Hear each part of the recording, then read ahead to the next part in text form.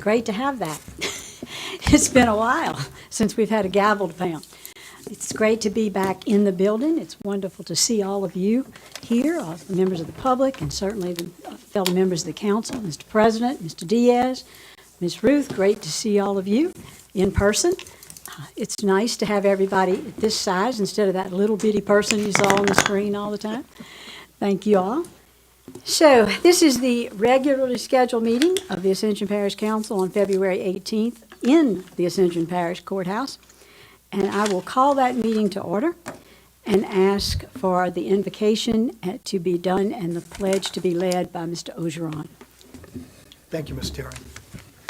Please prepare yourselves for prayer. And we can stand up. We can, can't we? Let's do that. For all of you to know, when we've been on virtual, we didn't have to stand up. We just stayed in our chairs. So it's different tonight. I think if we stood up, all they were going to see was our belly button. That's right. On TV, so we decided to continue sitting down. Again, everybody, thank you for being here. Let us all prepare ourselves for our prayer. Lord, Heavenly Father, we thank you for this day. We thank you for the ability to work for your children, the citizens of Ascension Parish.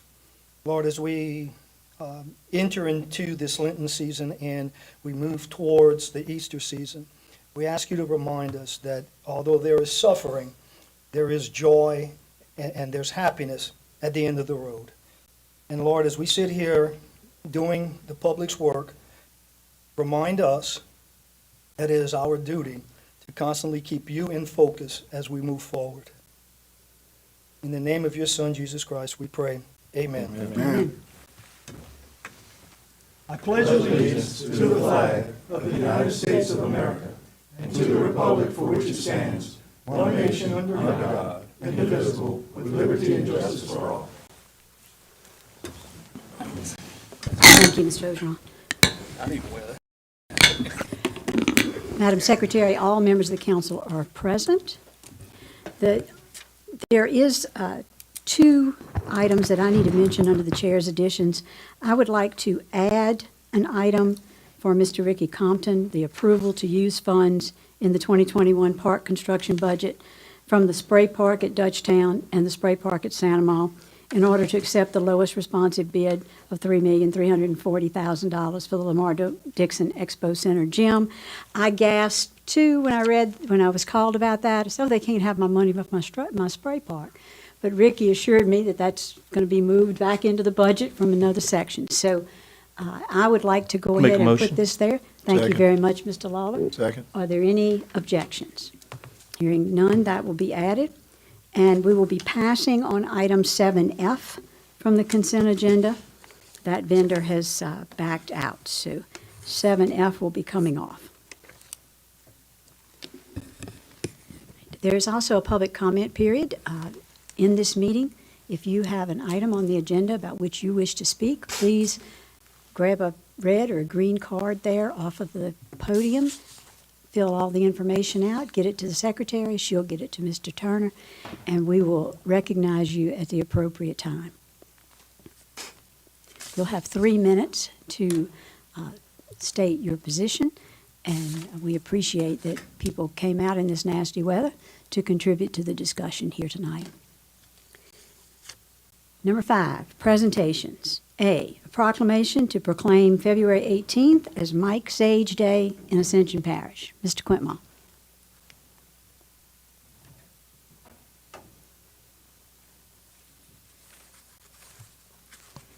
At this time, Madam Chair, could I have Councilman Waggis back join me down here for the proclamation? Sure, sure. Thank you.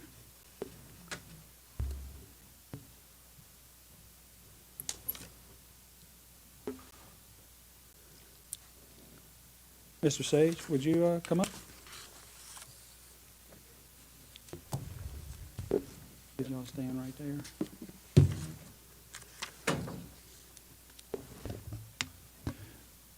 All right, Mr. Mike Sage was born in Columbus, Indiana, but he calls Ascension Parish home for many years. He easily became an integral part of his adopted home, coaching numerous and various youth soccer teams, especially active in Ascension flight soccer. At Christmas time, he bikes through neighborhoods dressed as Santa Claus, and he collects and donates bicycle parts to use to build or restore bicycles, for which then he donates to any child who needs them. In 2006, Mike Sage was diagnosed with autoimmune hepatitis of the liver, a condition in which the body rejects the liver. And he began receiving treatments at the Mayo Clinic and at Tulane Medical Center in New Orleans. On January 30th, 2016, his life began anew when he received a liver transplant. Yet all during his illness and treatment, he continued his youth-oriented activities with full support of his community, and on January 30th, 2021, to celebrate the 5th anniversary of his new life, Mike Sage, now fully recovered, rode his bicycle 70 miles to Tulane Medical Center in New Orleans to show his appreciation to all those who helped him in his journey to wellness, and to raise awareness of the importance of organ donation. Therefore, I, Clint Quintmall, President of Ascension Parish, do by here proclaim February 18th, 2021 as Mike Sage Day in Ascension Parish. And we applaud him for his courage and his devotion to the youth of Ascension Parish, even through this adversity. Thank you, Mike.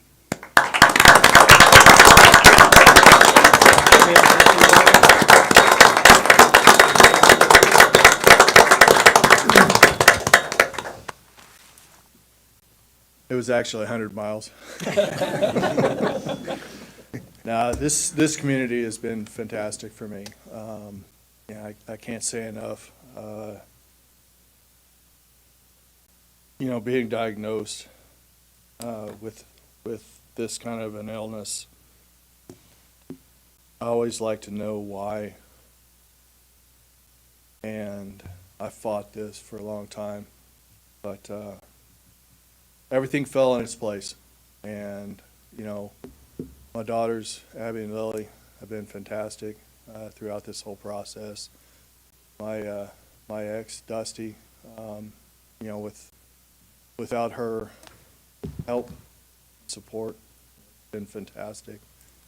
Ralph and Cheryl have been mom and dad throughout, still are, and then Brandon has been a tremendous help for me. The Ascension Flight team, family, has been fantastic. Alex and Bobby and everybody has been just phenomenal.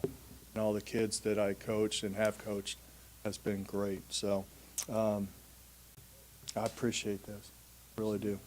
So thanks.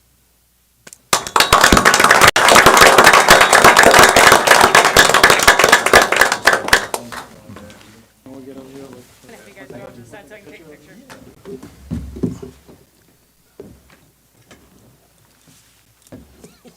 Okay, you two, get I'm just gonna do like this.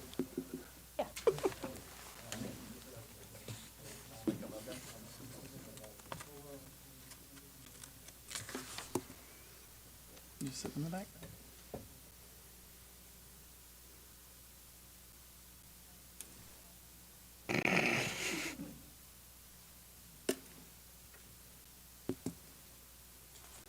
Emily, come on up.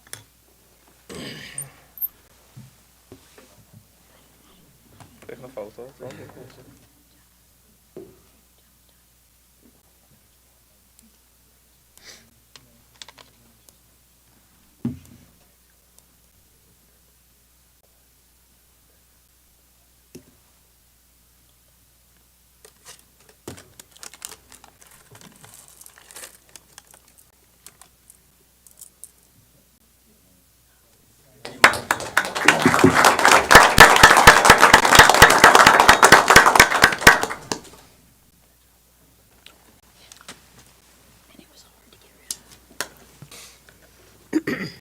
You can always tell us our first time back public. We got 2 proclamations. The second one is item 5B, a proclamation to proclaim February 22nd as Supermarket Employee Day in Ascension Parish. All those folks we couldn't have lived without. Yes, correct. Absolutely. So how many we have from the Associated Grocer here? Okay, why don't y'all come on up?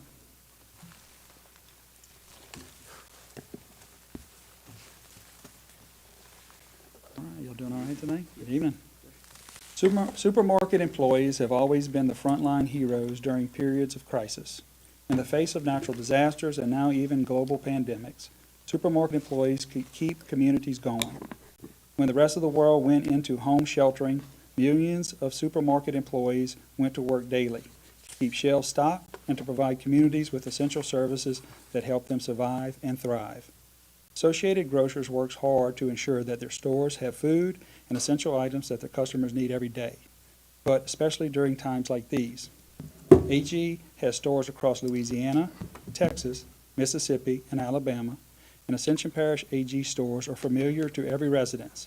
Lamandola Supermarket in Gonzales, Harvest Supermarket in Dutchtown, Two Rose Grocery in Lake, the Lone Supermarket in Gold Place, and Murray Supermarket in Sanamo.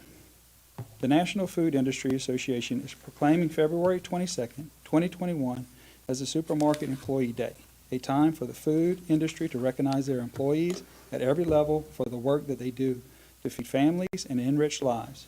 Quite simply, supermarket employees have earned the world and the nation's gratitude. Therefore, I, Clint Quentmall, President of Ascension Parish, do hereby proclaim February 22nd, 2021 as Supermarket Employee Day in Ascension Parish and applaud them for their service and dedication. Give them a round of applause. Let you say yours. Thank you. My name is Carl, and this is Kevin. We're representatives of Associated Grocers. Our company has 600 employees headquartered in Baton Rouge, but we service the needs of independent retailers in the 4 states that were mentioned. About a year ago, we had sat down as a company and we put together a formal listing or statement of what our core values are. And before we could even launch the campaign, guess what happened? COVID.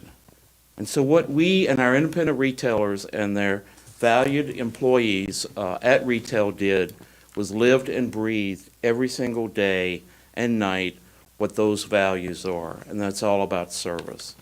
So we're very proud of all the employees here in Ascension Parish who service the needs of the consumers. I think they have done a very admirable and stand-up job in servicing the customers, but also in providing a very valuable need to everyone in the area. We're very proud of those employees. Not only have we gone through a pandemic this last year, we've also gone through 6 named storms, and just recently, as in this week, an ice storm as well. And they're all about helping the customers in the marketplace. So we're very proud of them. Thank you, Mr. President. Thank you, Council. Thank you, all the guests, for recognizing what our employees do and for being a part of the community here in Ascension Parish. So thank you so much. There's branded materials back there if anyone wants any, help yourself to them. Thank you, Mr. President. Madam Chair, would you like to get together for a photo? Absolutely.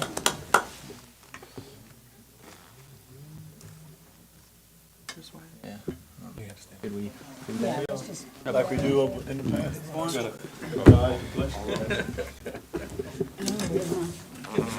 where's my mask? Where's my mask? Or the front's on the back. On the back. Put him on that. If you don't get in the front, They saved me a spot by John Hall. Let me get my mask. Was it GQ Day?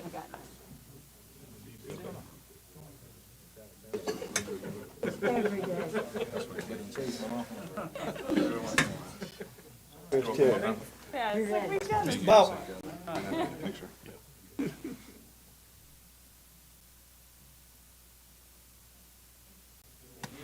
Hey. Good job. I got someone. Hey, guys.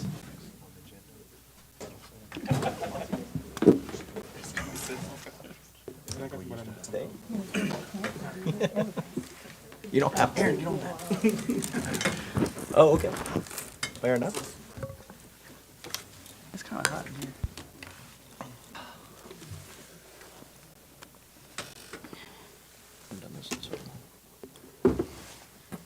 As usual, I was looking for my mask.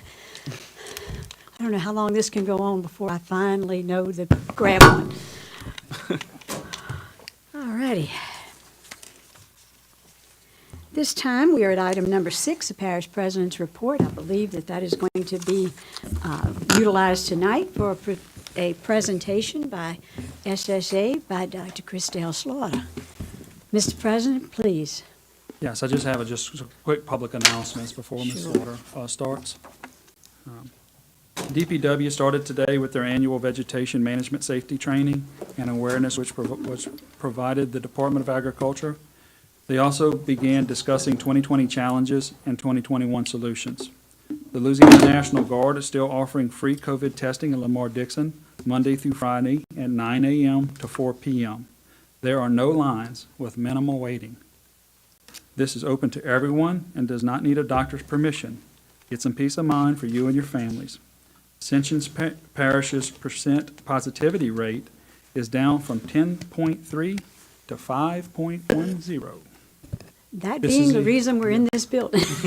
This is a huge decrease. I appreciate everyone's patience as this pandemic continues to affect all of our lives. Please continue wearing masks and social distancing and washing hands. I was encouraged by the progress of the vaccination program, and today the governor announced that starting February 8th, February 22nd, a new group of eligible for the vaccine.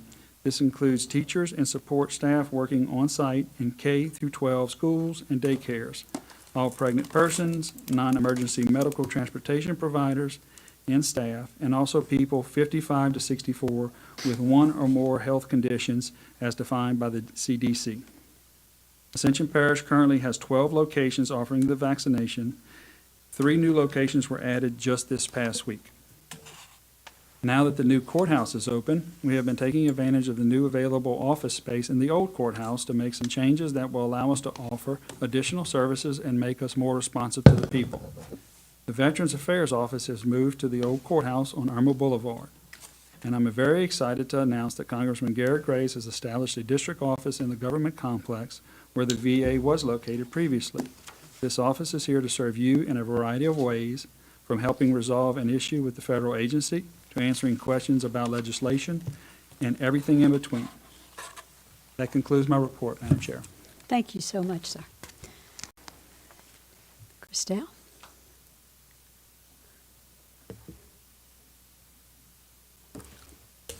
Thank you, Madam Chairwoman and You're council welcome. members. Pleasure to see you, Christelle. It's good to be here, and it's good to see everyone real and live in person. So I appreciate you finding time for this on your agenda, and I know you have copies of the slides. I wanted to give you as much information as possible. I'm not going to go through every slide unless you all want to, because you can read what's on it. I'm going to highlight a few of them that I think are most important. So I'm here tonight to talk about creating 2 new job titles, 2 new positions. As you know, the council must approve those before anyone can be put into a new position. This is a unique feature of Ascension Parish. We don't see this everywhere, but oftentimes in places where they have civil service commissions, you will see a commission adopt a classification and pay system. So I think you serve that role in elections in this parish. So you have the authority and responsibility of doing this and adopting the full pay plan. So the justification for these 2 positions, I'll take them one at a time. The first one is a position called Deputy Chief Administrative Officer. And this is a high-level position. We modeled the job description not only from work that is currently being performed, but job descriptions from other jurisdictions that have deputy CAOs. This would be part of the administration department in your budget, and the individuals in this job classification would report to the Chief Administrative Officer. It's an exempt position, and the pay class is 128, which means that it starts at about $81,000. The midpoint is about $94,000, and the absolute maximum is $104,000.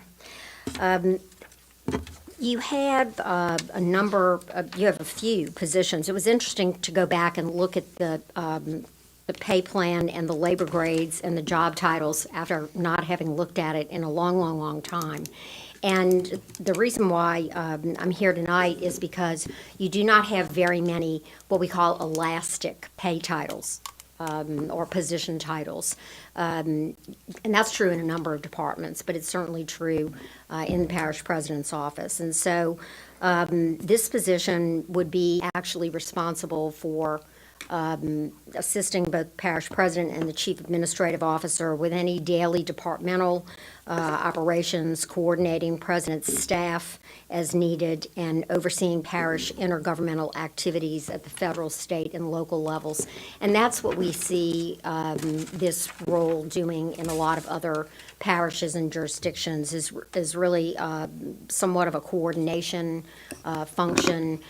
You'll see a similar role in universities where they have a lot of external and interagency sort of collaborations. When you think about the essential duties, there are a few things that I thought I would point out to you.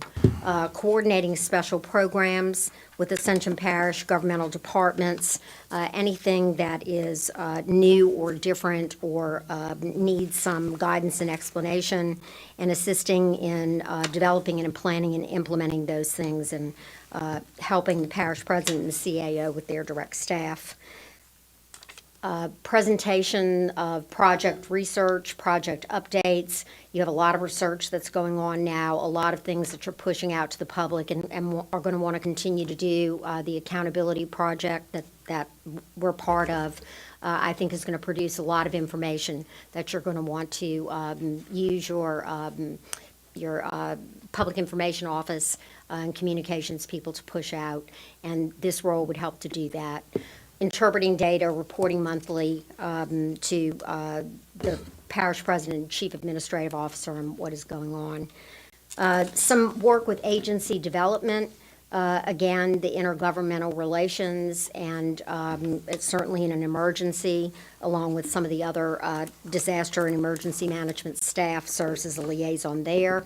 Attend meetings and effectively representing the department and the parish in meetings with governmental agencies, community groups, business, professional, and regulatory organizations, as well as meeting with individuals. The first time we actually created a position like this, some of you may remember Stephen Moray, who was here in Bobby Jindal's staff as head of the Department of Economic Development, and he needed to clone himself, is actually what he told us. He needed somebody who could be a worthy representative if he was called in one direction to one meeting and needed someone else to do that. And you do see a lot of deputy CAOs who will represent an elected official or an appointed official as needed. Other responsibilities, liaison, as I said, parish updates, employee well-being, and assisting the Human Resources Department, making sure that new hires are brought in. We do not have a uniform onboarding process, I'm sad to say, for your employees, and so some departments do a good job and some do an okay job, and some are not assisted and really don't have the capacity to do that. So this will be an opportunity for improvement there. Seeing daily operations through administrative tasks such as correspondence and annual meetings, corporate meetings that are necessary, scheduling facilities as needed. And then developing relationships with all employees, working as kind of a liaison or helping to get access for information and employee needs. Finally, subject matter expert on action plans and things that are happening. We always put any other related duties or tasks as assigned, and certainly any complex projects or operations as needed. Obviously needs experience in developing a budget, administering a budget, policies and procedures, both developing and interpreting and explaining them, and sort of a creative problem solver.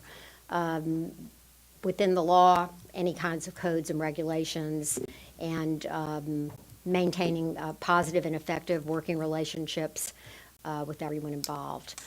The minimum qualifications, if you will, a bachelor's degree, and 1 to 3 years of related experience, must have a working knowledge of computer software programs with excellent public speaking and oral communication skills. I know that that has been important to some of you on the council for a number of years. And having had supervisory experience in advance, 2 years is a minimum, is also preferred. Needs driver's license, may be required to lift and move things, but that's not the largest part of the job. So there will be some individuals who report to this position as we anticipate. The Public Information Officer, the Animal Services Board, including Kara's House, and the Animal Control staff will report up through that. So minimal supervisory oversight, much more having to do with keeping things moving in and out of the CAO and President's office. So let me, would you like me to pause there? Would you like me to go through the next one? Let me go through the next one, and then we can take them both. The next one is a position that I think you're really going to find very valuable. You've invested quite a lot in your GIS system. Your staff is continuing to do pilot programs to take that information, make sure that it's accurate, and use it wisely. And you're going to be bringing in a lot more data that can be turned around in terms of performance metrics and information for the public. But you really don't have anyone who is centered to take care of that and actually take that data and turn it into information for your purposes, as well as to report to the public. And having worked with some of your staff and listened to some of their hopes and dreams and visions with things that they want to talk about that their departments are doing. I know Ron is sitting behind me, DPW being one of them, Fleet being another. You know, you have an opportunity to really tell some stories, but we need a bridge between the people who are really doing a great job and have these visions and the data that we're starting to get. So that would be basically what this role would be. And we talked quite a lot about the reporting relationship, and because it's really focused on performance, which will be linked to your budget and your financial operations, we thought it would be best to be in the CFO's office. And you do see the CIO oftentimes in a CFO or corporate administrative type of role. They would have to have a very close relationship with the Director of Technology, very close relationship with the CAO, but they would actually be housed in the Finance Department. It would be an exempt position, and we have looked at similar positions and believe that it belongs in pay class 124, which means that the minimum is about $67,000, the midpoint is about $77,000, and the max is $94,000. Your Director of Technology, your Technology Officer, is above that in pay grade 128. So this person, as I said, will be responsible for working very closely with the Office of Technology and coordinating with their staff. And they have to be able to evaluate software. You've invested quite a lot in your software. We don't think that it's being utilized as effectively as it could be in a number of different areas. And so this individual, this role will be focused on doing that, making sure that there are measurable performance matrices and data tracking in departments. This is the only way we can know the results of all the investments that you're making. Using data analytics to support critical decisions and make sure that the decisions that you make as the council are supported by data, but also your department heads and the parish president's office are actually targeting real data as they make big decisions. Storing data about parish assets and infrastructure, designing data strategies and workflows, and looking for cost-cutting opportunities based on data and analytics. Communicating effectively using technology methods to show the impacts of the decisions. As I said before, managing the GIS system, global positioning systems and work order systems and databases, data integrity, and any type of mobile and web application for departmental data. Another essential duty is being able to do cost-benefit analysis and work with other governmental agencies, especially those that you share data with. I think finally, this person needs to be pretty independent. Although they need to work closely with your director of technology, they have to set their own goals and figure out their own. They're a little bit of a one-man band or one-person band, if you will. Education and experience requirements. Experience in this position is much more important than education. You could get someone with a master's degree in data analytics and no practical experience, and they would have one side of the equation, not the other. So we really felt that having an associate's degree or some college coursework would be important, but it's more the subject matter that they're studying. Mastery of professional field is really much more important than that. And the ability to think creatively and come up with long-range programs, et cetera, and plan alternative solutions. And of course, they need to be able to work with SQL, your server database, your Tyler system, ESRI, GIS products, and GPS, and all the other ones that, initials that we have that everyone needs to know. We don't see a lot of supervision needed. It's possible from a project management standpoint that they may need to do some of that, but that would not be the major focus of the job. It's more of a coordination. So I would think that both of these positions would be pegged, bringing in someone around the midpoint. I think this one might be just slightly higher than the midpoint, but I think they both warrant midpoint analysis, if you will. So with that, I'll be happy to answer any questions. Certainly. Christelle, thank you for that presentation. We appreciate it very much. I feel like we're beginning to get to what we started to work with you on how many years ago? Several. I'll let you tell us. I don't even Is it remember. It's 5? been that long. I think it's 5. Yeah, exactly. Yeah. That was the purpose of these kinds of things were the purpose of bringing Christelle in and having a real professional look at our organization, how it should be structured. And my hope is that should we add these two positions, that they contribute in a way that builds upon your recommendations, makes it possible for the things that you recommend to parish government to be accomplished. So my question would be, do you think these positions are essential when you recommend, at the end of your study of all our departments, the changes that need to be made and the improvements that you would like to see happen? Are these jobs critical to the implementation of your recommendations? I believe they are. And I believe they're very different positions and require different skill sets, but I think they're both filling a need that we did not anticipate when we set up the pay plan and the job titles and brought that to you before. So yes, I do believe that both of them are necessary, and I think that you will get tremendous results from both of them.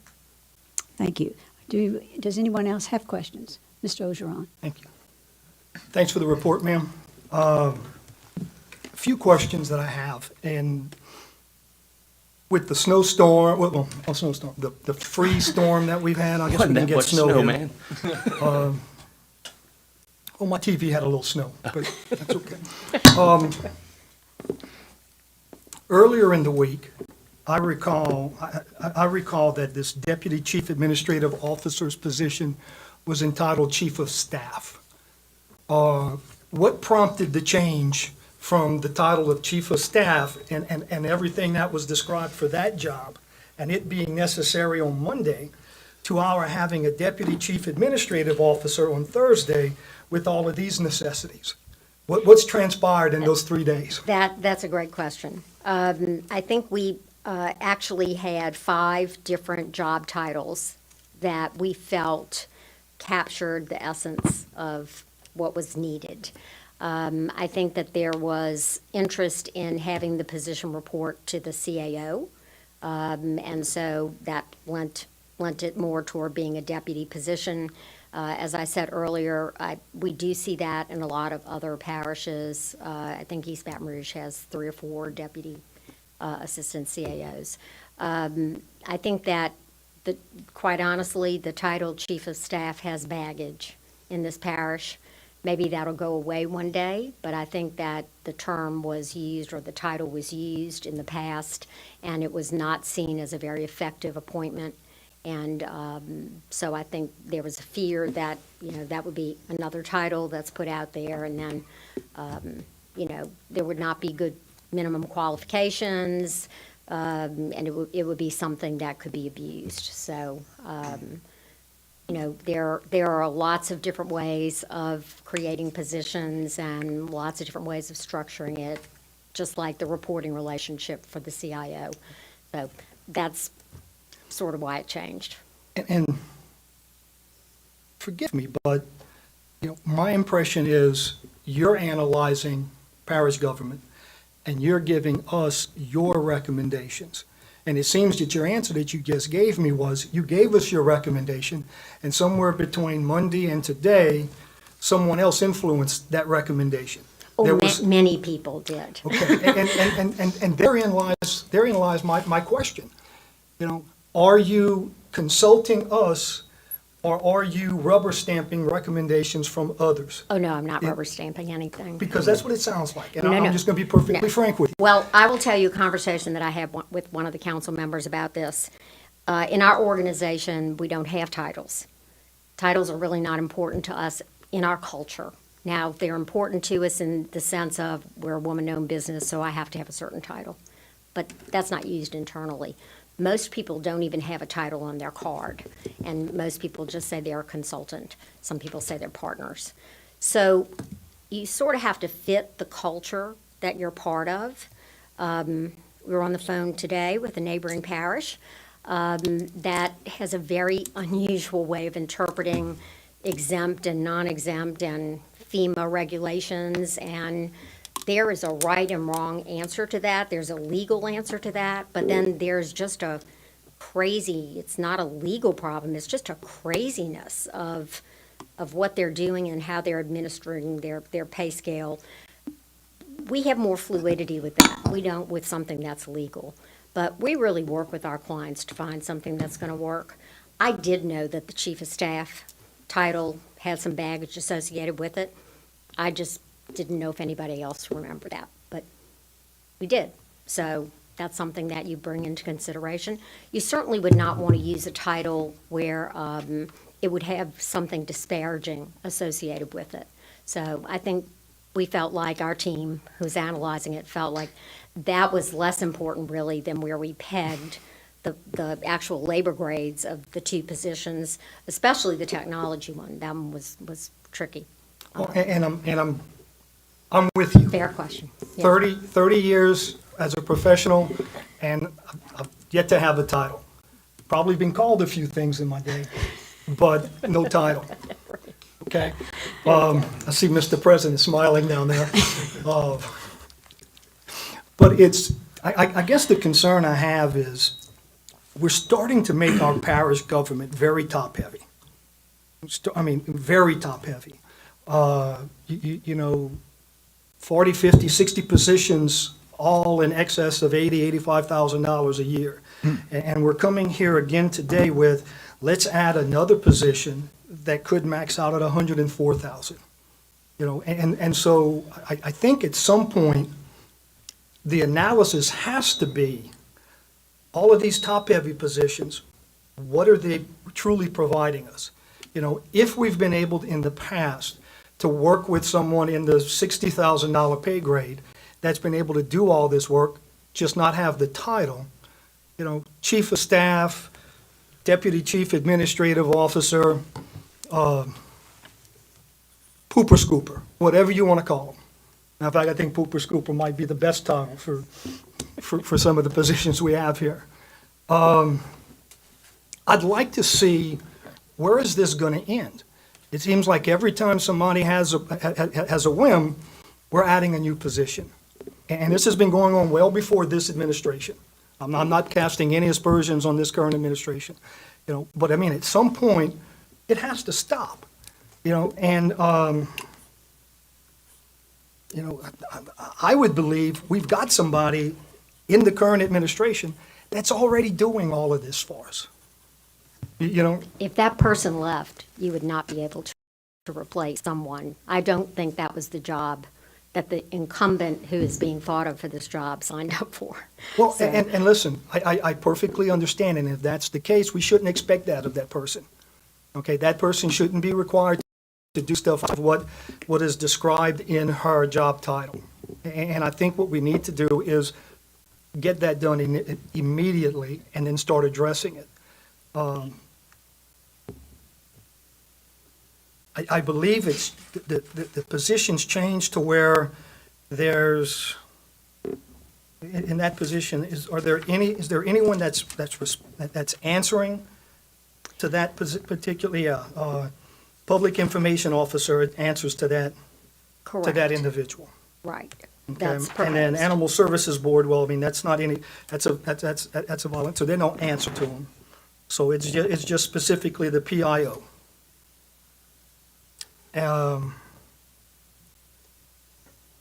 Chief Information Officer, I guess, is the same, is going to be the next question. A similar question, and that is pay class of 124, which is less than the pay class of the person, of the position that answers to them.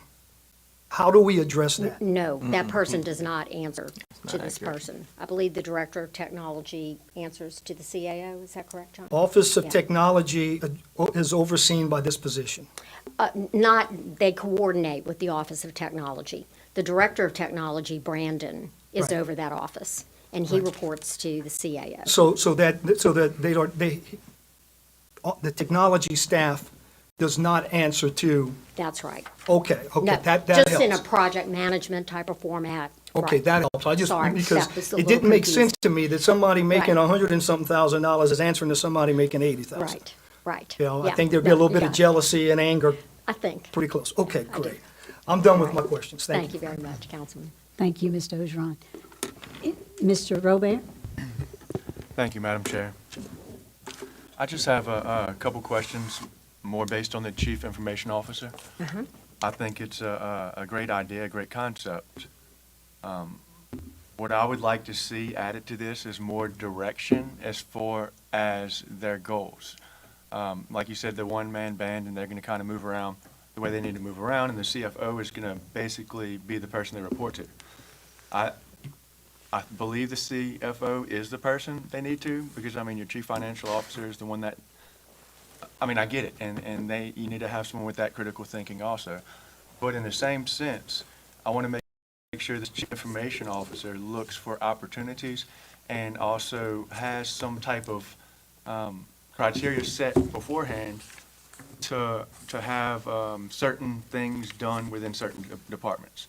For example, DPW with drainage. We need to have this person have, some type of structure to where they put work with grants or ways to look for grants at the top with different types of information. In the same sense with any of the other departments. So I guess I like the idea of this position. I don't like the idea of approving this position without more of that criteria involved, because it's just too much to put on one person's plate, in my opinion. I think if they had some type of structure, and it can be very basic, just some type of guidelines to go by. I think, that's why we didn't want to come in with a formal job description. We wanted to describe it for input just like that. And we will be happy to go back and try and find some language that captures, I think you have a great point. There's an infinite amount of opportunities and responsibility not and a even in finite. the aspect of caring about overseeing them, because I think we have the structure to oversee them, but more so in the fact of this person needs to know the priorities. That's right. And you can't do bonus systems, so, Right. I don't think you can, I don't know. You can? Well, bonus systems would be a great way to do that, but I don't think you can do it in the government. We can't call them bonuses. Yeah, so See, we can't do that. So but something in you that can do sense that, You can do one-time payments. The state has. well, if we set have the one-time precedent for payment that. set up, if you get so many, I don't know, some goals up there. Oh, I think that's wonderful, and I think that's wonderful for all of your department heads.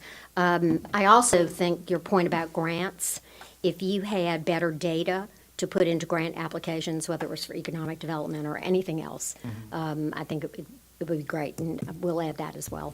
So thank you. Thank you. Coach Thomas, Thank you, Ms. Shelley. you're welcome. We never had a CAO before. Not to my knowledge, Coach. I don't think so. And to be perfectly clear for myself, this is only my personal opinion, that these positions is, for me, is basically two positions that's politically hard positions. I don't see where we need them. I'm not against nobody being hard, but these positions is just again two political positions being hard, position, and that's all I got to say about it. Thank you, Coach. Any We don't need it. questions or comments on this side? Mr. Wagasback. So it sounds like you mentioned that someone currently doing the deputy CAO position is already in mind. Do you feel like, and I guess this is a question for both, are these positions something where you're shifting somebody to different, where they might have not fit into what they are today? Does that limit the position, or have we gone into that? And I don't know about the CIO. I don't know as much about that one. I think it sounds like a good idea, but so I'd like to know Glad more you about it. asked Are we that shifting question. somebody to a different I position? thought we were with the deputy position. Okay. I was pretty excited about thinking that I was coming to tell you that tonight. Okay. Then I found out that someone is tucked into that position, that job title. So I can't eliminate that job title or recommend eliminating the job title while we have an incumbent there. And Okay. I didn't realize that. Our team figured that out this week. And that was like an uh-oh moment. So we quickly backtracked and found out, yes, there is someone who is currently in that slot. I think there's a better slot for that person, Okay. but I have not been able to even talk with the CAO about it, much less the department director, to see how we could move that person around. If so, then that is a position that the job title that could be taken away out of your pay plan. I don't think you're top heavy. I don't think you have as much capacity in your administrative team as we see in other places. You do have department heads. Other places have department heads too. So, but I did think that I would be able to come here and say that it was a one-for-one trade-off. Right. So as you're evaluating these positions and how the structure works, so I have two questions on that. Would that be something you would suggest as a suggestion? I understand that there's somebody in the position that we're talking about eliminating, but would that be a suggestion moving forward if that person shifts?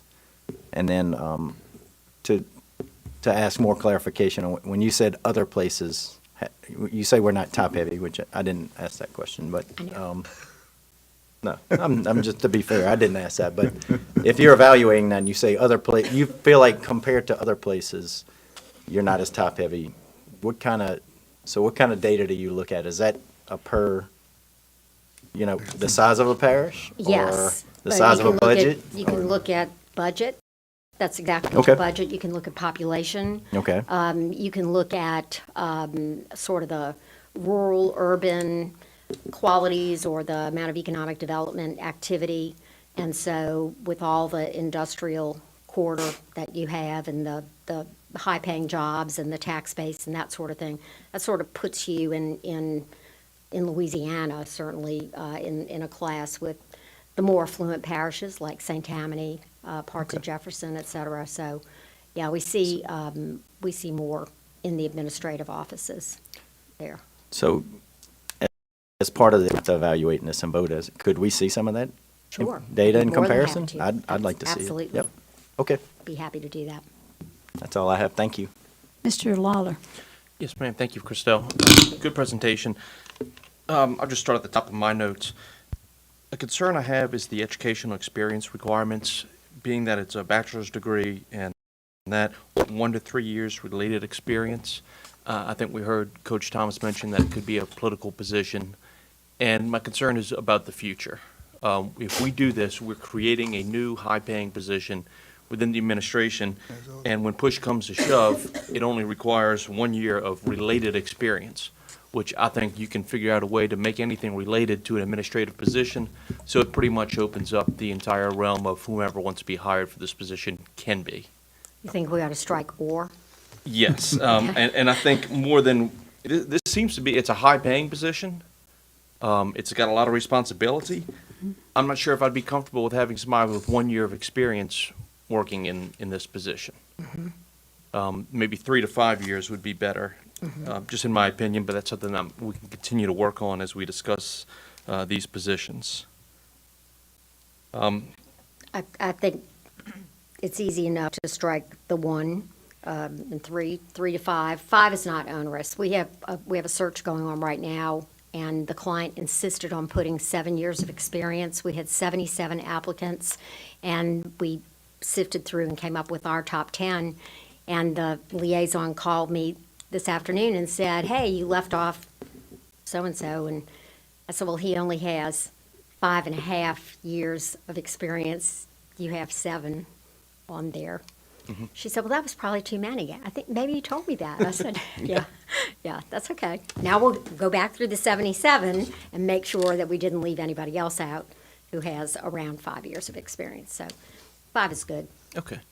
And that's, I rely on your expertise, not mine, Yeah. on that.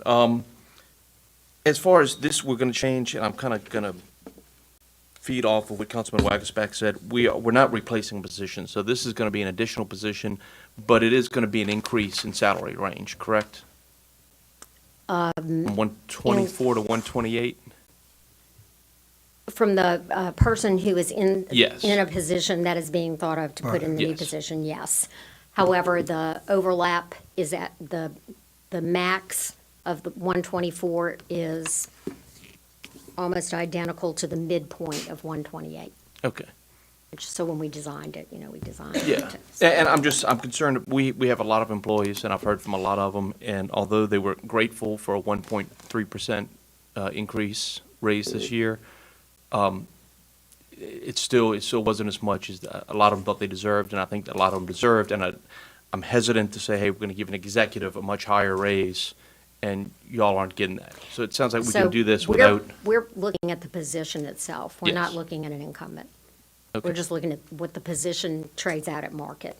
Yes. So I know that doesn't matter to the person who got 1 point whatever, but No, and I understand also, I think from a lot of what I read in this person is going to be representing the parish president, and this title is going to assist, I think, the parish as a whole in representing the president better, going into meetings and that sort of thing. that's correct. Okay, that's all the questions I have. Thank you very much. Thank you. I believe the CAO had a comment. John? Yeah, I just want to address something that Councilman Orgeron brought up, and Dow, Councilman Wagasback alluded to. It's top-heavy. It's kind of hard to define top-heavy, and I'm trying to pull up the numbers now.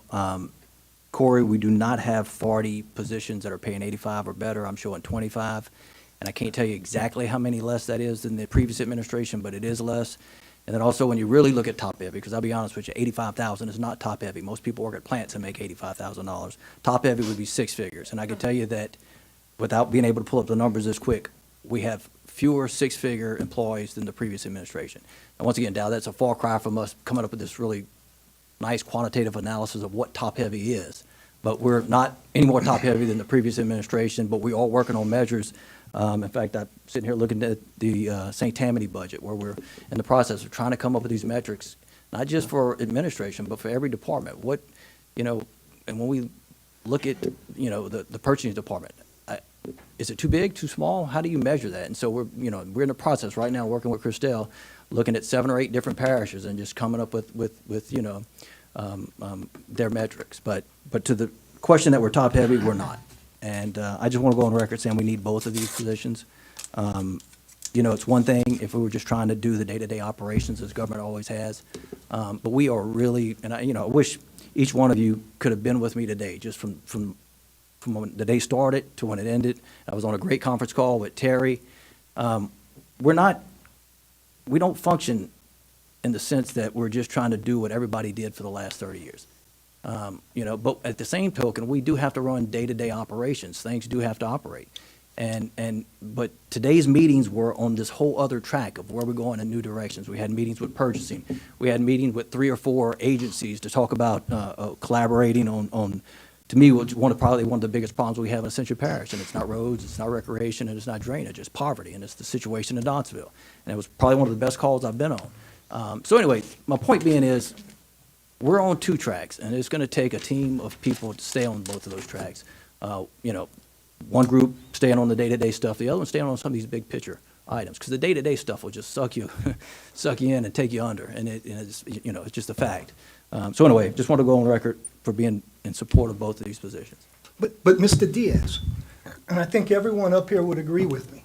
Mr. Ogeron, Well, would you like to be recognized? May I be recognized? You Mr. Counsel? certainly Thank may. you. You're a superstar. I mean, we consider you to be Superman. I don't know why you need an assistant. I mean, you're capable of going 24/7, 365. Nobody is. We trust you to do this for us. Nobody is. Right. I'm trying to compliment you, sir. I know, and I'm wondering if you think I'm going to be redistricted into your district or something. Well, I do have a grandmother's shack behind the house. Put you in it. Mr. Robey.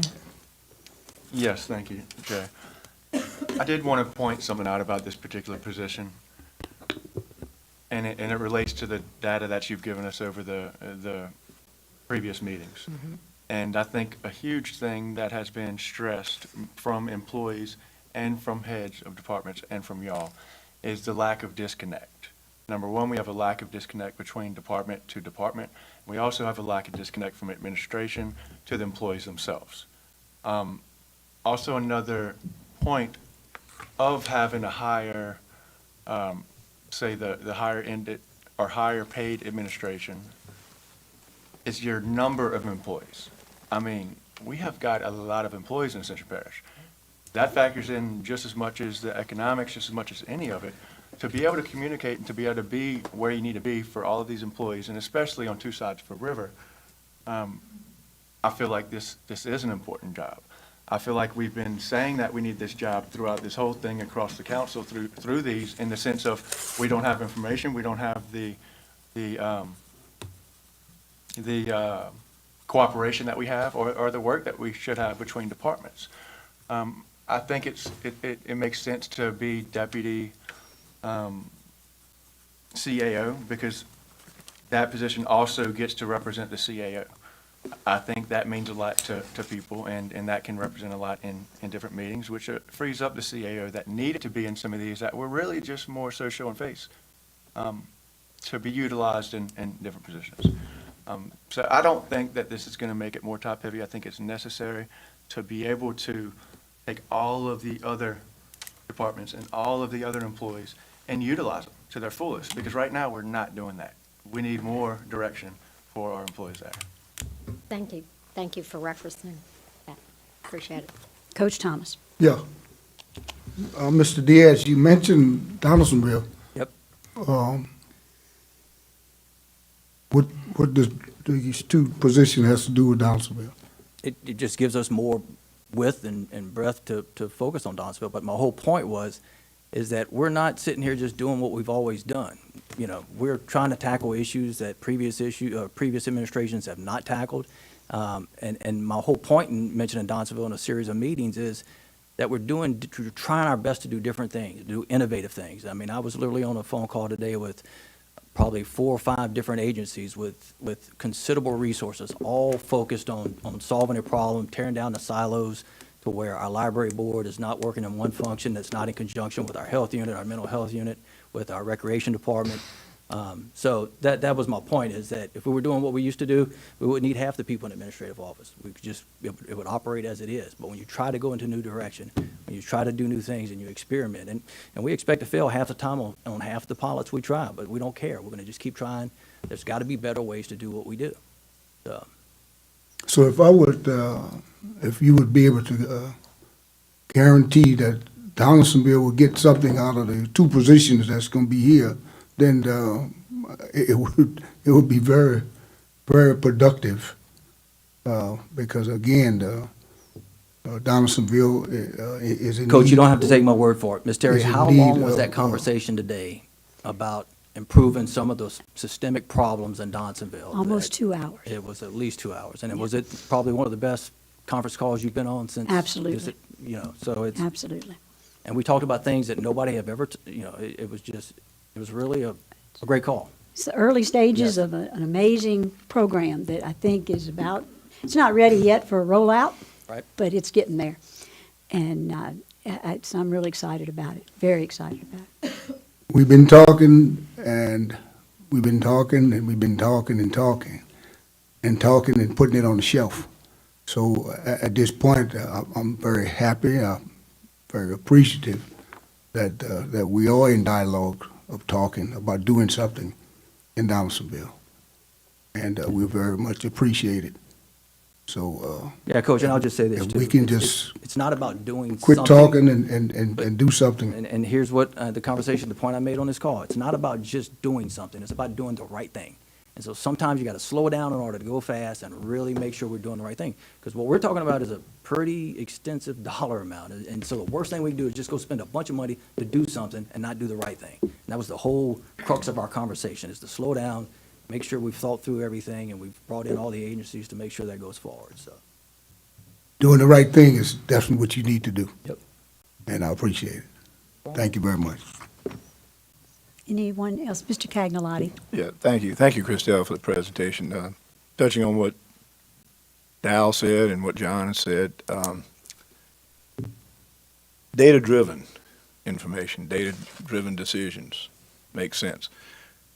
How much did you compare our affluent parish to other affluent parishes? St. Tammany, you said part of Jefferson, and I'm sure there are others. We're fortunate and blessed that we have the chemical plants and we have the high-paying jobs in the private sector. Did you base data on comparing us with other parishes or just the private sector? Or- That's a great question. And was it based on, like you said, not just our revenue, but services that we're having to provide? Our growth is here. Right, So with growth, you have to provide more services to the constituents. that's right. So That's my right. question. That's a very good point. And I think, well, let me stick with your question first. We always use market comparisons to the local or regional market that you would be drawing from to get your employees. So a higher level employee is probably more willing to move closer to you, whereas frontline worker is probably not going to be as likely to drive for hours or pick up their family and move. That being said, because we have done the New Orleans pay plan, the St. Tammany Parish pay plan, we're talking with some other, we've done parts of Jefferson having to do with permits and inspections and things like that. So we're kind of familiar with their structure. St. Charles Parish has an RFP out right now. We've been talking about their structure and that sort of thing. Now, some of them, just like you, have a new parish president, new administration in place. So I want to go back and check on that before I give you as a body a definitive answer about that. But I don't think it's changed that radically. So that is the data that we would use, I would like to basically market data, and then looking at other parishes for comparability and where do they draw from for Well, their I, for people. one, would like to see some of that data. Good. Just I'll to be have it happy. in front of me. Thank Happy you. to bring That's that all, to you. Madam Chair. Thank you, sir. Any other questions on this round? Thank you, May- sir. may I make You one may- point? You may certainly. The risk of people not knowing that I'm going to make this point.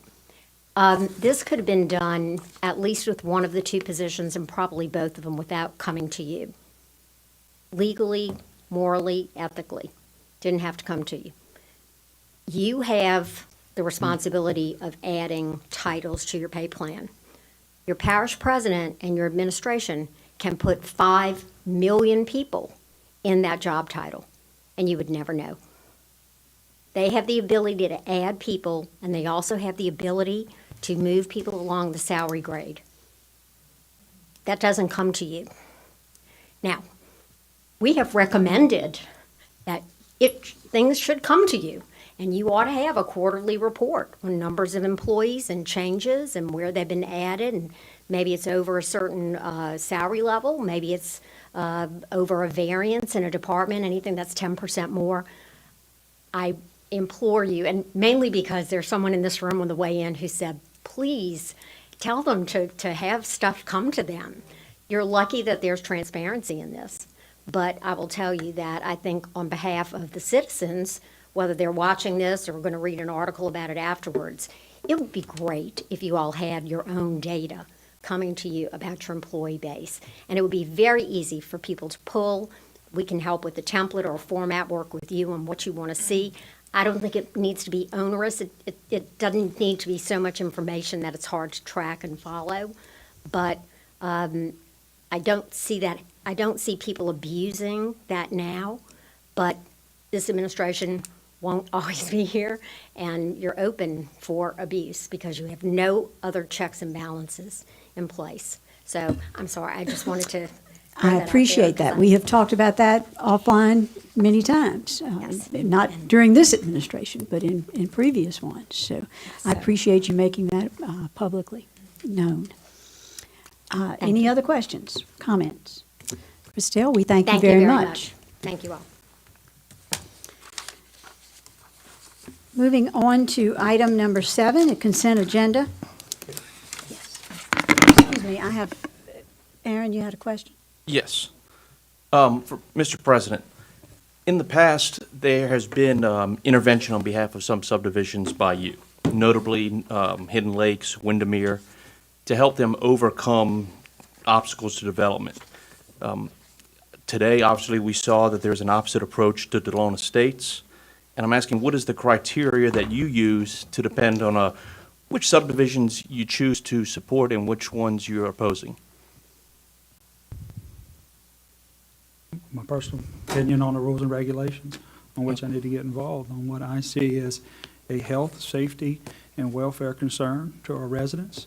And I have an obligation as elected official to speak up for those residents and those concerns, and I do so. And I execute my job duties in representing the people of this parish. And I choose that based on the facts of what I see to be important and a risk to the health, safety, and welfare of the public. Okay. You also have implied that the traffic studies used by the parish and reviewed by CSRS are altered to obtain desired results. Do you have examples of specific studies that have been altered or any evidence that this happens? I've seen testimony from CSRS that when the independent traffic analysis is done by the developer, they're changed, they come back, they get denied, they change them, and that has been spoken on the mic, even in the Antebellum subdivision review. Speaking of that one, because I was at the planning commission at that time, so they said they submitted numbers, it didn't work, they got denied. They went back, adjusted those numbers, submitted them again, and then submitted them again, and then submitted them again. And I believe that has to stop. And in my public statement, I stated that we should have an independent traffic analysis, not done by the developer, but done by an independent firm to give it straight from the horse's mouth. They can't do. They're not compromised, because these people who are doing this traffic analysis work for the developer, and they're going to finagle, and they're going to do everything they possibly can to get those numbers to fit the right criteria for it to meet our development code. And I think that's wrong. I think it should be an independent company doing those analysis, so we take that part of that interest out of for the developer, because he's paying this person, and this person's going to do whatever he can to satisfy his client, and that puts people at risk. And that's wrong, in my opinion. It's wrong. And so I think we should move as a body, not only as the administration suggesting, but this council, move to an independent firm doing the traffic study analysis to get away from that type of criteria that exist.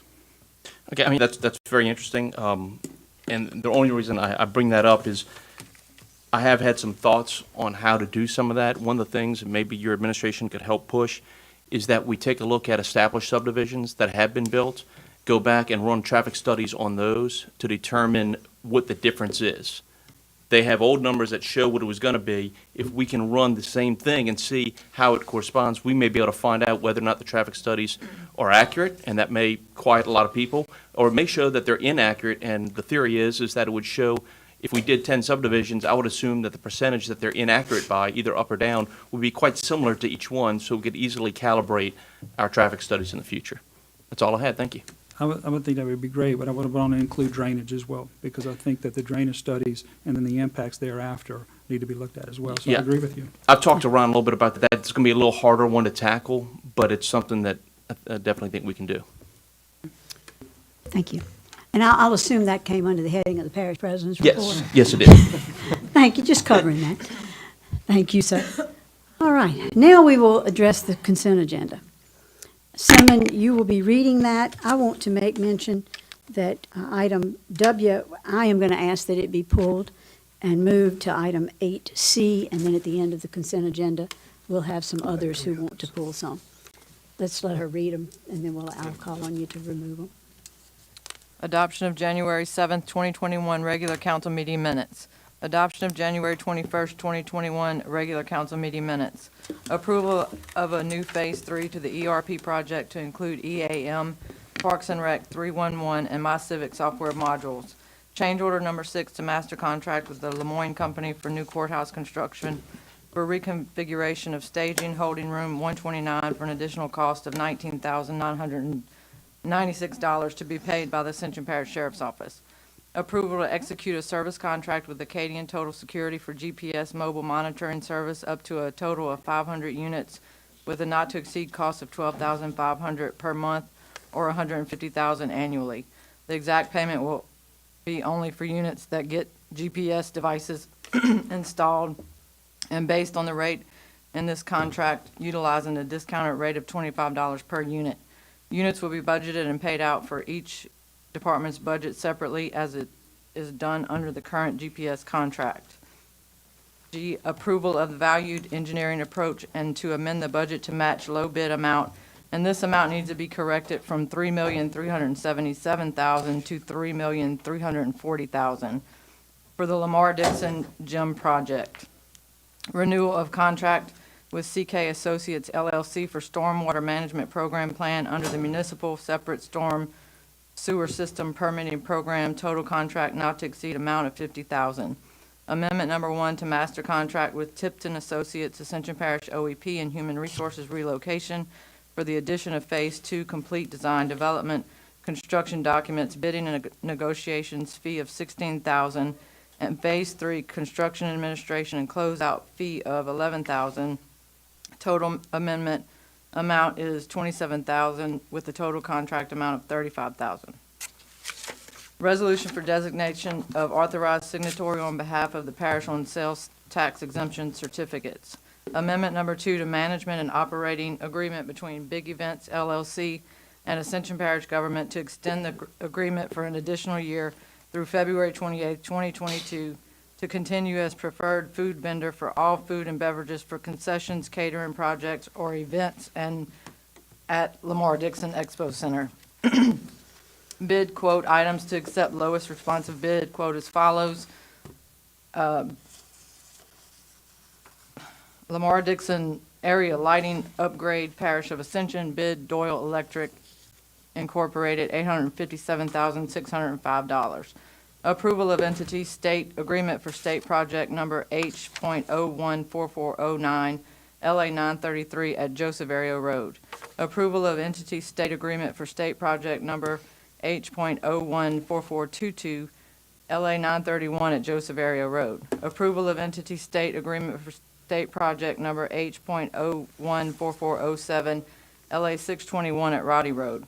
Approval of cooperative endeavor agreement with the Bayou Lafourche Freshwater District for projects on the west side of the parish to provide potable water and improve drainage during heavy rainfall events. Amendment number 1 to master contract for professional services with Craig Abear Engineering LLC for critical generator installation to extend the original contract term by an additional 6 months through June 30th, 2021.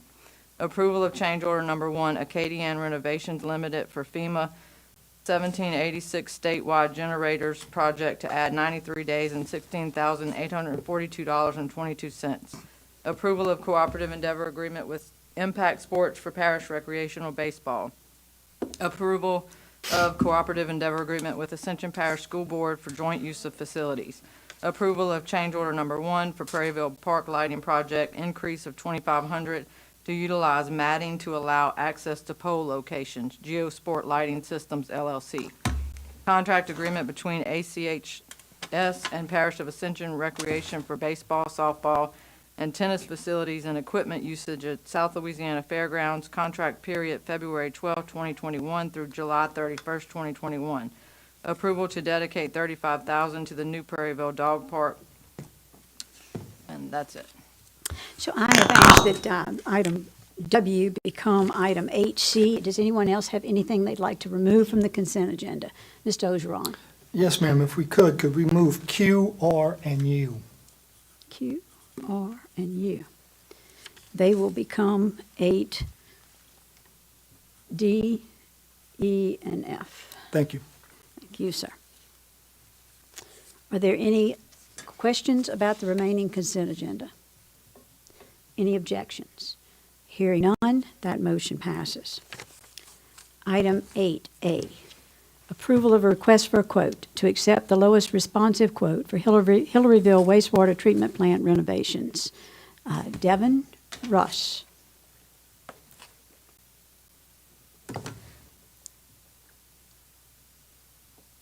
Good evening.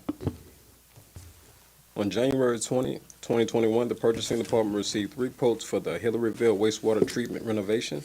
After review, the Purchasing Department and the Public Utilities Department, recommends accepting of the lowest responsive quote submitted by Delcon LLC and to authorize the parish president to enter into any applicable agreement or contract for this project. Motion to move. I have a motion by Councilman Wagsback. Second. Excuse me, Melanson. My right ear was hearing that. And a second by Councilman Turner. Are there any questions? Mr. President? Unless any council member has any information, I'm not sure about this item. And I don't know if this went to a committee before, or this has been discussed and approved by a committee? I'm not aware of that. Maybe Mr. Ogeron has his I hand have a up. question. Mr. Ogeron?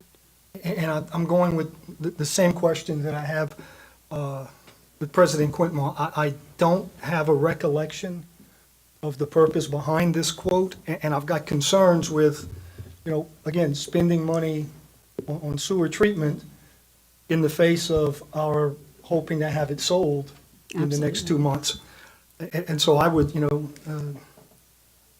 I would like to amend the motion as it stands and recommend that we move it to our next meeting so we can get more information from the Utilities Department so we can get clarification as to the purpose behind this. I'll second. Have a second motion, and first by Councilman Ogeron, a second by Councilman Robert. Are there any questions about that second motion? It's the substitute motion. Any objections to the substitute motion? Hearing none, then that substitute motion passes. Item 8B, a resolution to authorize Parish President Clint Quintmall to negotiate and renew a contract with the Louisiana Department of Health and Hospitals for WIC contract. Ms. Christie, wonderful to see you. Good evening. Wonderful to been see a you while. all in person.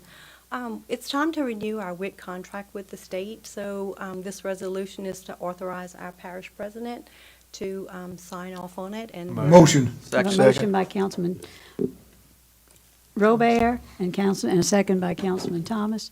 Are there any objections or any questions? I have a question by Councilman Ogeron. Are there any changes from last year's contract to this year's contract? No, sir. And last year worked pretty good, didn't it? Very Thank you good. much. Thank you. Thank you.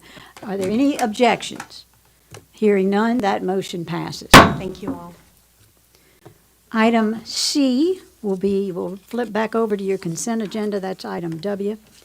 An approval to dedicate $35,000 to the new Prairieville Park, that was a Recreation Committee recommendation, and Mr.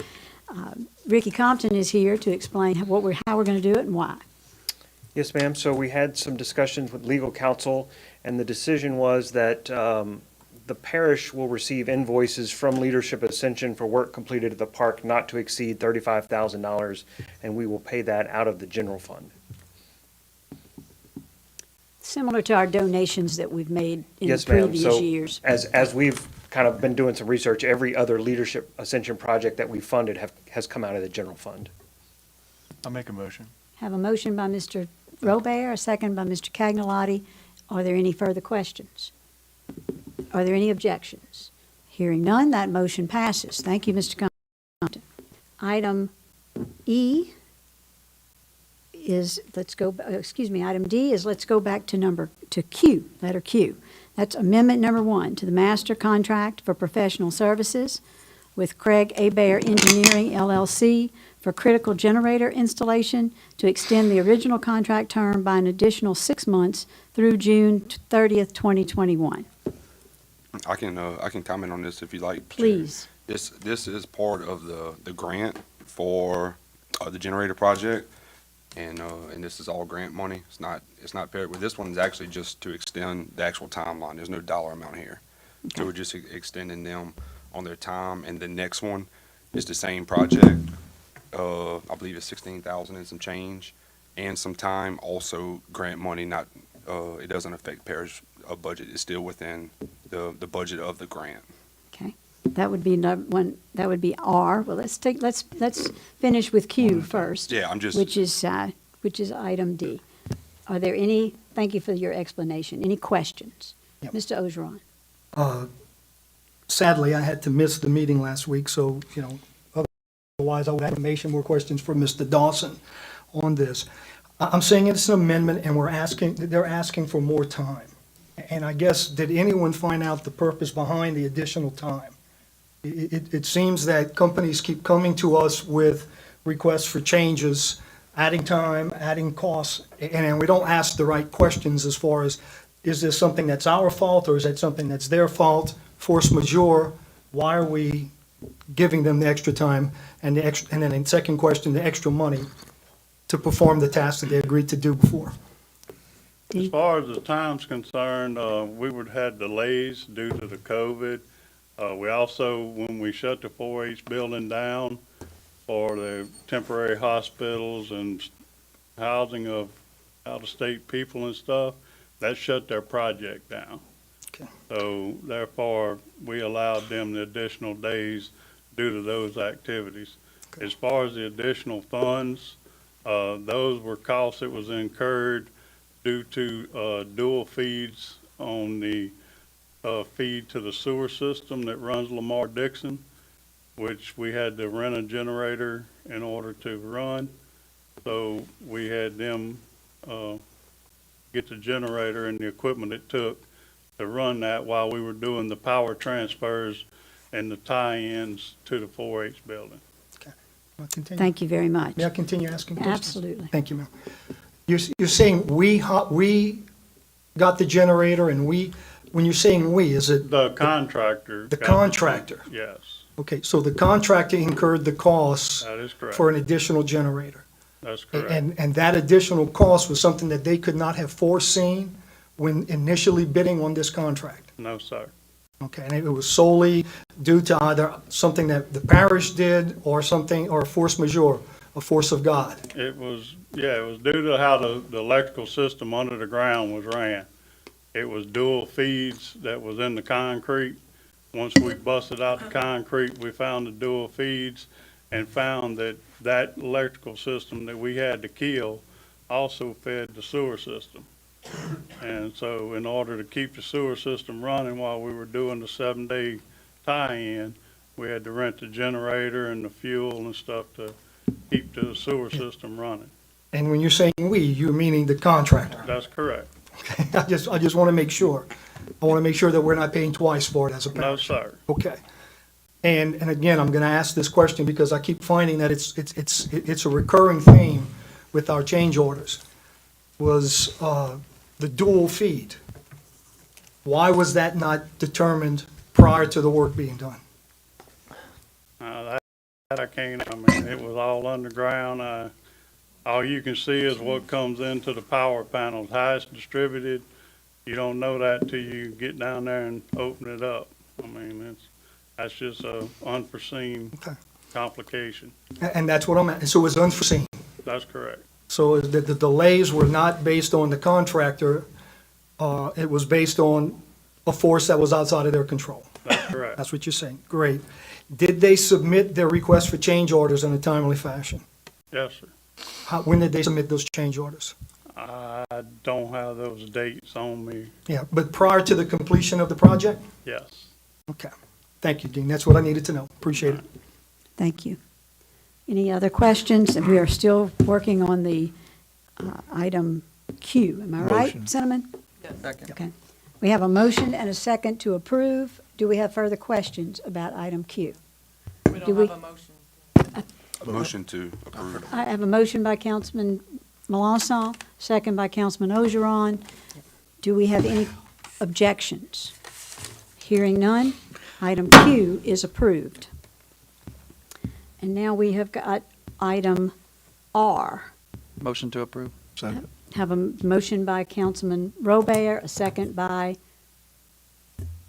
Councilman Mason to approve item R. Are there any questions? Any objections? Hearing none, item R is approved. On second thought, I think Michael is objecting to the fact that you called him Joel. I didn't. I called Joel. Look, I can't see out of my back eye. Item U, which is now item 8F. Approval of a change order number 1 for the Prairieville Park Lighting Project, increase of $2,500 to utilize matting to allow access to pole locations. Geosport Lighting Systems. Mr. Compton, do you want to give us some info on this one, please? I'll make that motion. I have a motion I'll second it. by Councilman Lambert, a second by Councilman Lawler. Now an explanation by Mr. Compton. Yes, ma'am, thank you. So we had this project quoted when we had nice weather, and when it came time to do the replacement, we realized that after a mistake that we had made at another park, that we needed to get matting to ensure we did not create ruts at this park. So that $2,500 was to cover the matting to not rut up the park while we replaced the poles. Are you telling me you learned your lesson? Yes, ma'am, we learned a very hard, expensive lesson. Well, look, if it only costs us $2,500, that's about the cheapest lesson I would have ever learned, I guarantee you. Most of mine cost me more than that. Mr. Wagasback. Hey, do you feel like moving forward, whenever we do lighting projects, that's gonna be a scope item? That will be a scope anything, item on any right. lighting project we do moving forward. No, and I'm not being funny. Like, can it be something that's a? It's gonna be an add-on, Like an basically. add-on, If we yeah. don't need it, we're not paying it, so yes. If Right. we have great dry weather, and we're not paying for mats, I mean, Okay. obviously. Right, Good deal. very good. Thank you. And that was the question I wanted to ask. Again, it's a scenario where a contractor came out, made a bid to do a project for us, and then after the fact, there was a realization that the mats were needed. And, Rick and I have talked, and I think we agree that that needs to be something that needs to be added on every project where there's heavy equipment going onto the ground. If it's not on asphalt, if it's not on concrete, we need to add that to every one of them. This is South Louisiana, and we do get heavy rains on occasion. So we'll do that going forward. Thanks. Yes, sir. Thank you. We had a motion and a second. Are there any further questions? Any objections? Hearing none, item U, or otherwise known as F, has passed. All right. We will now move on to an introduction of ordinances. Chair would only need one motion. A is the introduction of an ordinance, Budget Amendment 2, to amend the 2021 budget. Motion to Have a motion by Introduce. Mr. Cagnalotti to introduce. Item B, introduction of an ordinance to amend the Ascension Parish Unified Land Development Code, Appendix 4, Subdivision Regulations, Section 174026, Family Partitions, D2C, to repeal C, Predial Servitude Agreement. Motion to introduce. Have a motion to introduce by Mr. Cagnolati. Item C, introduction of an ordinance to amend the Ascension Parish Unified Land Development Code, Appendix 5, Drainage, Section 17.5010, Construction Standards, Permits for Culverts and Bulkhead Installation. Have a motion by Mr. Cagnolati to introduce. Thank you so much, Mr. Cagnolati. You carried the whole load on that. Item number 10, public hearings. A reading of an ordinance, budget amendment number 1, approval to amend the 2021 budget. Mr. Parrington. An ordinance to amend an ordinance approving, adopting, and appropriating 2021 operating and capital budgets for the parish of Ascension, adopted by the Ascension Parish Council on the 19th day of November 2020. Section 1, the Ascension Parish Council hereby ordains that the ordinance approving, adopting, and appropriating the 2020 operating and capital budgets for the parish of Ascension is hereby amended, approved, and appropriated as follows. Operating budget fire district number 3 to establish a post-retirement health plan, expenditures health insurance $2.5 million. Capital budget, office building construction fund, courthouse west stabilization project, expenditures contract payments, non-capital $200,000. This ordinance has been submitted to a vote. The vote thereon was as follows. Thank you. Chair would entertain a motion to. Motion to open the public hearing. Thank you. Second, Motion. need a second to open the public hearing. Mr. Black, second by Mr. Mason. Are there any comments, Madam Secretary? Okay. Motion to close the public hearing, please. Motion to close public hearing. Motion to close the public hearing by Mr. Robert. Second. Second by Mr. Wagerspack. I need a motion to move the ordinance. Motion to move. Have a motion to move the ordinance. Who got that? I couldn't hear. Mr. Mason, thank you. And who has the second? Mr. Cagnolati. Are there any questions? Any objections? Hearing none, that motion passes. Item D, to amend the Ascension Parish zoning map from light industrial to heavy industrial zoning review, ID PZ-2497.20, lots 42-A-1 of the Ascension Commerce Center, 5th filing, and lots 51 through 56 of the Ascension Commerce Center, 6th filing, for L.J. Grazafi, located on the east side of the Industrial Drive, approximately 1,400 feet south of L.A. Highway 73. Mr. Parrington. This ordinance amends the official zoning designation of lots 42A1 of the Ascension Commerce Center 5th filing and lots 51 through 56 Ascension Commerce Center 6th filing for attached legal description from light industrial to heavy industrial. This rezone is identified as zoning review ID PZ 2497.20. Where Ascension Parish, the local government subdivision is defined by Article 6, Sections 44, Louisiana Constitution, 1974. Whereas the parish of Ascension is the governing responsible body over zoning and regulations within this jurisdiction. Whereas Article 6 of the Home Rule Charter of Ascension Parish, dated May 4th, 1993, identifies a process and manner to adopt ordinances regulating the lands of the parish. And whereas the official zoning map for Ascension Parish was last adopted on March 8, 2016, and whereas the Parish Council reserves the authority to make changes to the official zoning map by ordinance, whereas the request has been processed and complying with the procedures set forth, be it ordained by the Ascension Parish governing authority that the zoning map of Ascension Parish, Louisiana is amended to reflect the property identified as Exhibit A as heavy industrial as the official zoning designation. In the event any portion of the ordinance is ever held invalid or unconstitutional for any reason by any court of competent jurisdiction over it, such portion shall be deemed separate, distinct, and independent provisions and shall not affect the validity of remaining portions of the ordinance. This ordinance shall be in full effect as permitted by law. The exhibits are the legal description, the plat map, the aerial zoning map. The ordinance have been submitted to a vote. The vote thereon was as follows. Motion open. I have a motion by Mr. Melanson, second by Mr. Mason to open the public hearing. Don't think we have any comments. Motion. I have a motion by Mr. Mason, second by Mr. Robert to close the public hearing.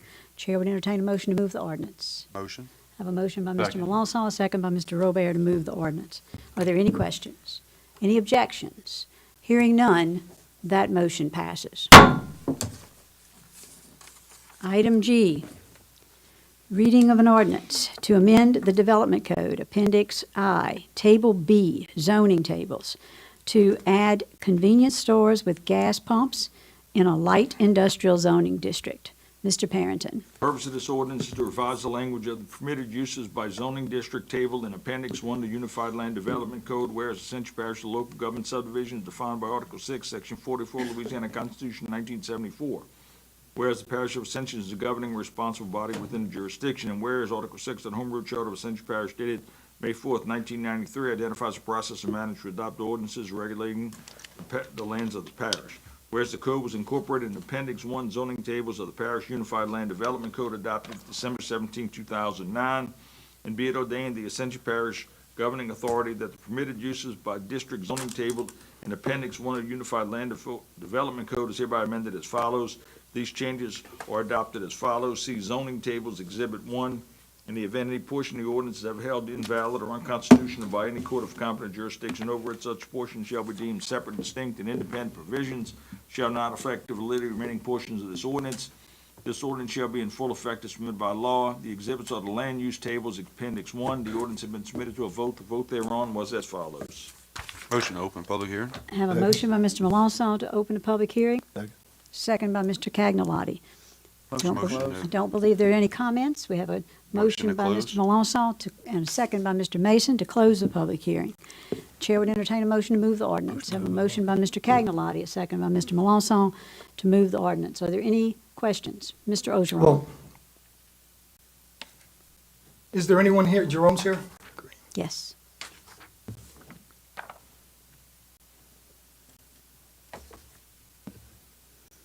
Good evening. Mr. Fournier, good to see you as always. Good to see you, thank you. Wealth of knowledge. Not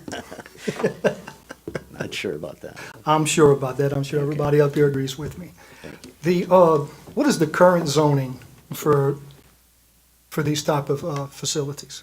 The current zoning for this facility, for it be Crossroads Commercial, that type of an activity, that would allow the gas stations, the convenience store with gas stations. How close are those to residences? Is there a distance between, Between Crossroads Commercial? Correct. And they can be adjacent to residential areas, but industrial cannot, right? Okay. So, yeah, So it's a step below correct, industrial. correct. And if we're moving it to, But what you're doing tonight is allowing gas stations with convenience stores in the light industrial area. All right, they're already allowed in Crossroads Commercial, but we're allowing them in light industrial right now, okay, right? and that gives, is there a purpose behind us doing that, I guess? I'm just asking. Yeah, it became a particular property, actually, and it was a bit of a problem. It's the hard corner at Highway 73 and Highway 30, and right now that's currently zoned light industrial. And right across the street is a filling station with a convenience store, and they wanted to sell the property and put a convenience store. And instead of doing a rezone, which would have been a classic case of spot zoning, we said, well, let's allow those type of activities within the light industrial area. That's a better fix, because you can see that might occur in some other areas of the parish as well. So that's why we went with this route. Okay. Thank you, sir. I have no further questions. Any other questions? All right. Any objections?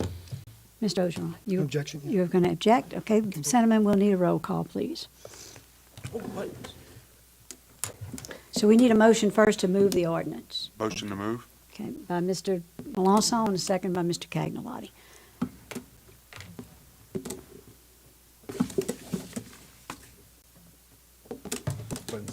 Hold on, it's not. Your typing skills I know. How creative of you. Now y'all can vote. are. We can.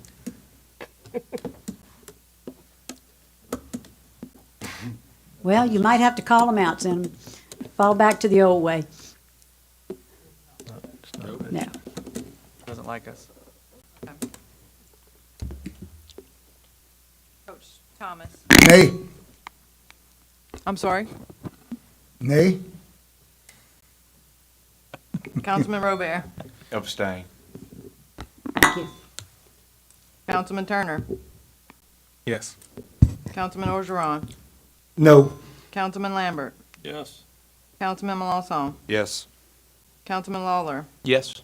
Councilman Wagasback. Yes. Councilman Cagnolati. Yes. Councilman Mason. Yes. Chairwoman Casso. Yes. 8 yeas, 2 nays, and 1 abstain. That motion passes. Item J, reading of an ordinance to create a road infrastructure district designated as Ascension Road Infrastructure District Number IDD-2021-01 pursuant to the Ascension Parish Unified Development Code, Appendix 4, Subdivision Regulations, Section 17-4011, approval of the final plat procedure F Infrastructure Development District, Riverton Subdivision. Mr. Parrington. To create a road infrastructure district designated by the Parish of Ascension Road Infrastructure District, IDD 2021-01, pursuant to Ascension Parish Unified Land Development Code, Appendix 4, Subdivision Regulations, Section 17-4011, approval of final plat procedure infrastructure development district. Whereas Ascension Parish is a local government subdivision is defined by Article 6, Section 44, Louisiana Constitution, 1974. Whereas the Parish of Ascension is the governing responsible body over subdivisions, and whereas Article 6 of the Home Rule Charter adopted May 4th, 1993, identifies the process and manner to adopt ordinances regulating the lands of the parish. Now therefore be it ordained by the Ascension Parish governing authority that a road infrastructure district designated as Ascension Road Infrastructure District, IDD 2021-01, be created pursuant to Unified Land Development Code of Ascension Parish, Appendix 4, Subdivision Regulations, Section 17-4011, approval of final plat procedure, F Infrastructure Development District with the boundaries of the Road Infrastructure District as defined and as made part of the subdivision of a Parish of Ascension named Riverton Subdivision. First filing is more fully described in Exhibit A.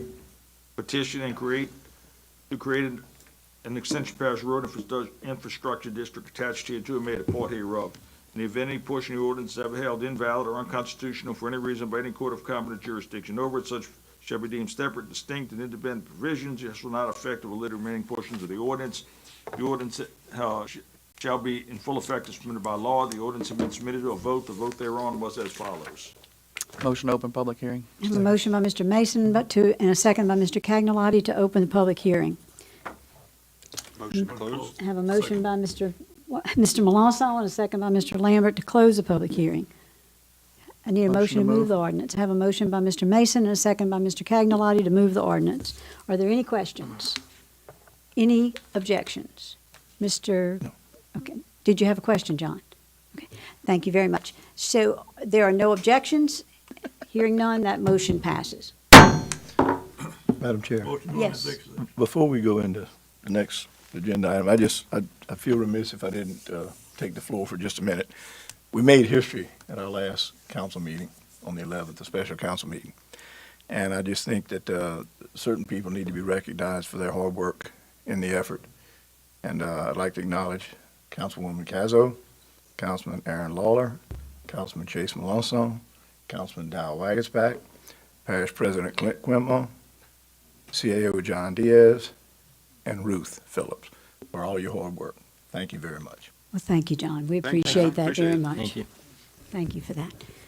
All right. The chair would entertain a motion to go into executive session. Call them, sentiment, if there's any objection. We can try to use it again. I think I figured right. out what, Sure you did. what went wrong.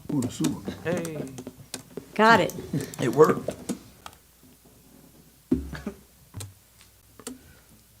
You don't want to go, Corey? So, Mr. Parrington, what's our, This is the pending litigation in Kimberly Lombard versus Stafford Ascension Parish. and we have an objection to an executive session. It don't have to be. Two-thirds, it goes. Okay? Just Oh, wanted. going into, I apologize. I thought we were just testing the system. Thank you for that. All right. I thought we were getting ready to have a complicated situation here. No. We are in, we will be in executive session.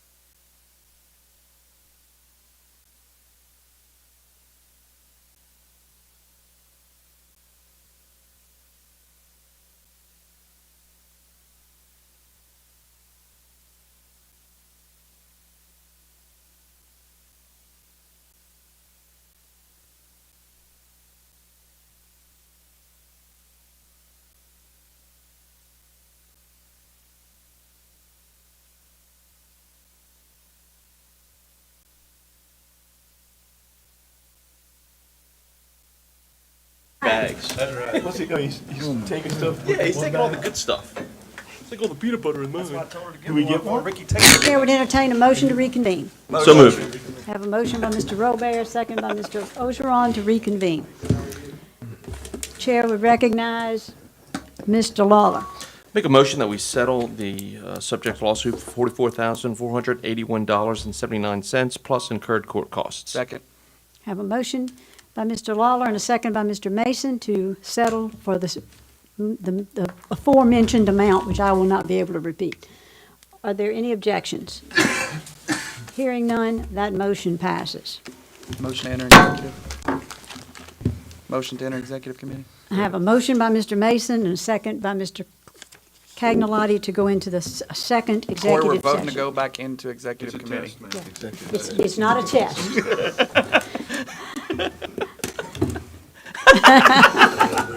I don't know what that A stands for. That motion passes. Oh, there's my pen.